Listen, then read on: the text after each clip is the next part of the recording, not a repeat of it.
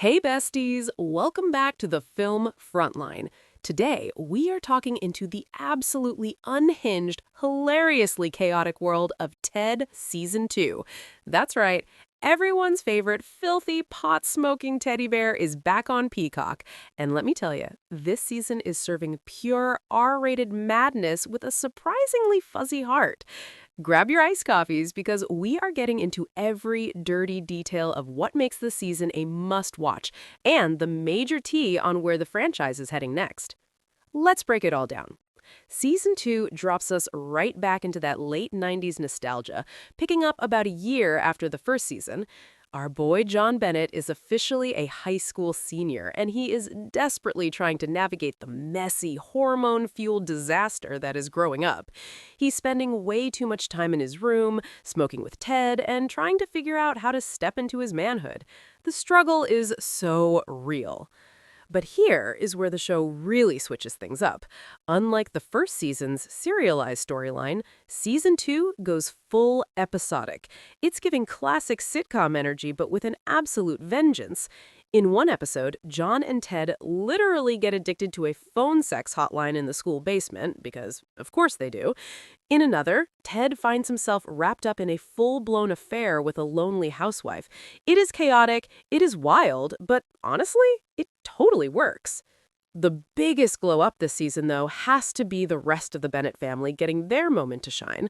We are obsessed with Alana Ubach as Susan. She is the sweet, totally oblivious beating heart of the show. And this season, she gets a fascinating arc where she actually goes head-to-head with her liberal niece Blair over some pretty heavy topics, like abortion. Georgia Wiggum's Blair continues to be the ultimate voice of reason, while still giving us hilarious, goofy moments.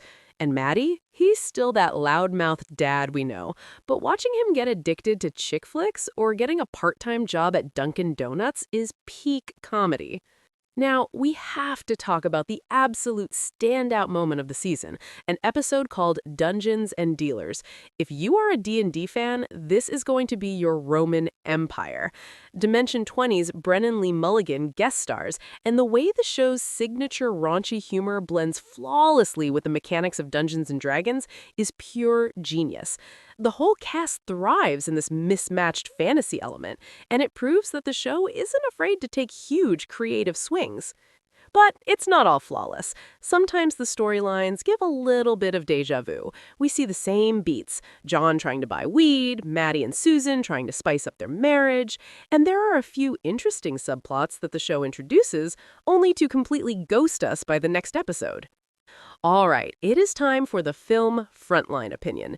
Even with a few repetitive moments, Ted Season 2 completely understands the assignment. What really separates this from Seth MacFarlane's other current work is that he actually lets these characters learn from their mistakes. They mess up, they get messy, but they actually grow. It balances the crude, filthy humor with a genuine sweetness that makes you care about this wildly dysfunctional family.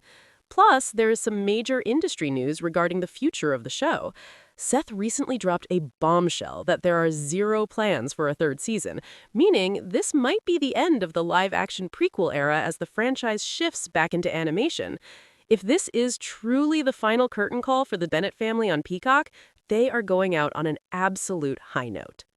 So what do you guys think? Are you sad to hear that Ted might be moving back to animation? Or do you think Season 2 was the perfect wrap-up for this live-action prequel story? Sound off in the comments below. I want to hear all your theories and thoughts. And if you haven't already, make sure you smash that subscribe button to stay locked in with the Film Frontline for all the latest reviews, news, and deep dives. Keep watching, keep slaying, and I'll catch you in the next one.